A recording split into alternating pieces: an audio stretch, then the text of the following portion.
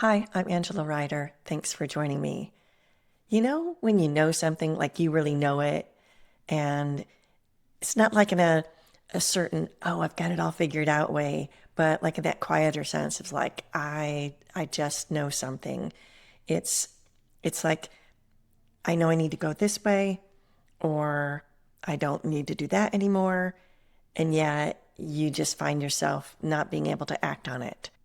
There's something about it that you then find yourself going over the same decision over and over again.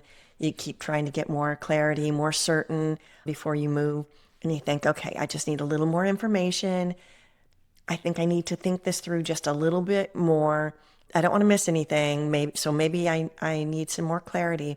And so you keep thinking about it and you keep thinking about it. And somehow instead of that, clear, suddenly everything starts to feel more confusing. It's like, man, I was so certain about that. And the thing is, you're not lacking clarity. Your intuition actually was really clear.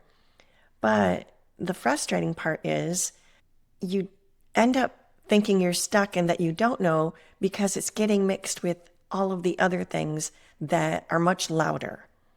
Things like, your fear it tells you things like, what if you make the wrong choice?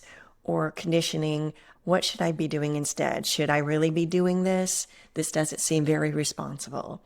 Or there's an over attention to what other people's expectations are, or you can feel their judgment or disapproval energy.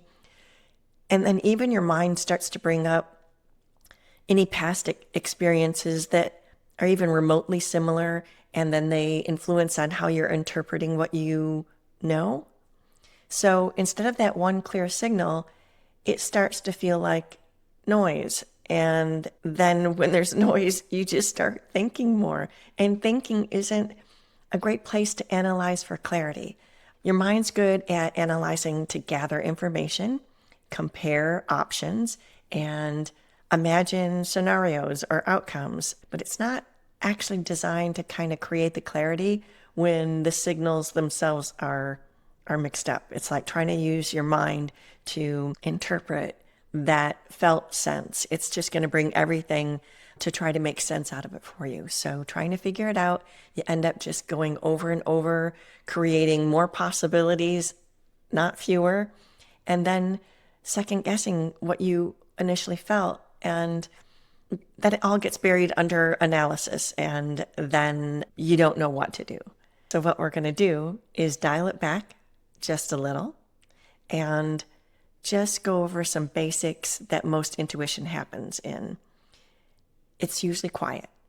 It's usually direct, and it's not argumentative or persuasive or brings you a full explanation or step-by-step plan. It might even just say, I think I'm done here, or I want something different, or I think I want to try that. And because it's so simple, we can often dismiss it as saying, oh, it's just, a thought. And we often dismiss it because it doesn't make any logical sense or feels inconvenient. It's like, why did I think of that? But note that it came through clear in that moment, and there was a sense of like resonance that you knew that you knew. So let's look at where that it happens. Right after that initial knowing comes in, something else might follow. And we kind of covered that previously. Fear might say, what if this doesn't work out? Conditioning might say, you should be grateful for what you have. And then your mind says, let's just think about this a little more. And then you're no longer just working with your intuition. You are in a mix of first your knowing, then your fear, your history, and everything you've been taught to believe. And then you begin to doubt. The goal isn't more clarity. It's actually cleaner clarity about what you really know. So when you might think that you want clarity, what often you might need it is, I want to feel certain enough that I can move. But certainty doesn't usually come from more thinking.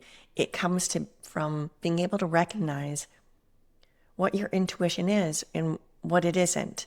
So cleaner clarity or clearer clarity says, this feels right, even if it's uncomfortable, even if I don't know all the steps forward. Or it might say, this doesn't feel aligned anymore, even if it looks good on paper, even if I thought that's what I wanted. It just doesn't feel right. So it's less about your intuition saying it has all the answers and more trusting about that signal that it's trying to get your attention. And, you don't have to override yourself.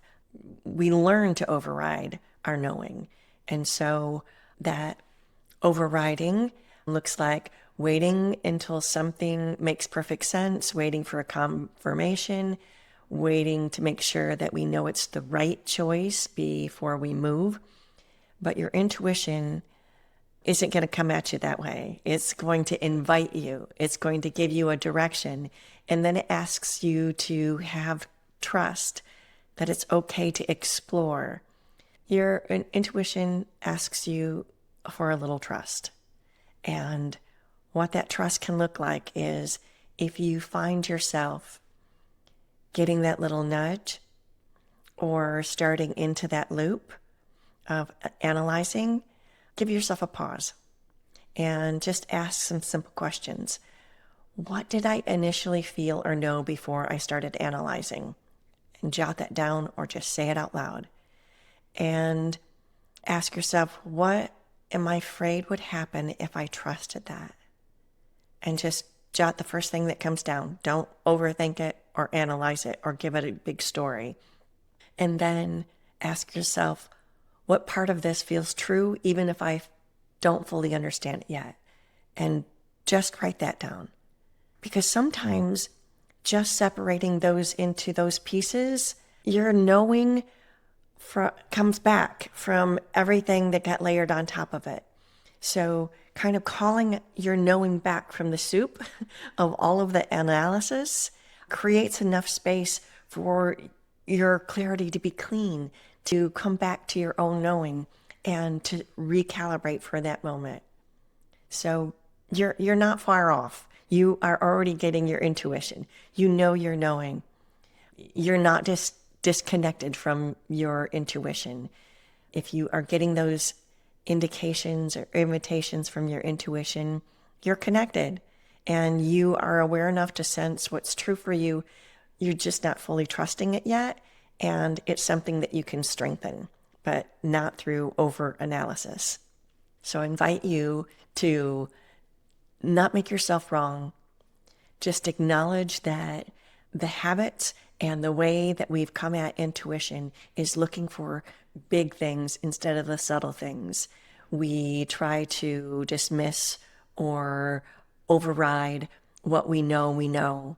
And when we ask for clarity or certainty, we have clear knowing. It's just we want clean knowing to be there and available. And we can pause and ask ourselves those questions on how to get that clear knowing operating as our guiding system instead of our smart minds that can do all of the scenarios, but it kind of takes it and overlays it and buries it into a whole bunch of stuff that muddies up the clear intuition. If you're in the middle of something like this and want help sorting through what you're feeling or sensing, I help in the kind of sessions that I offer. And sometimes it's not about finding a new answer. It's just about recognizing and trusting the one that already came through for you. And you can find me at AngelaRyder.com.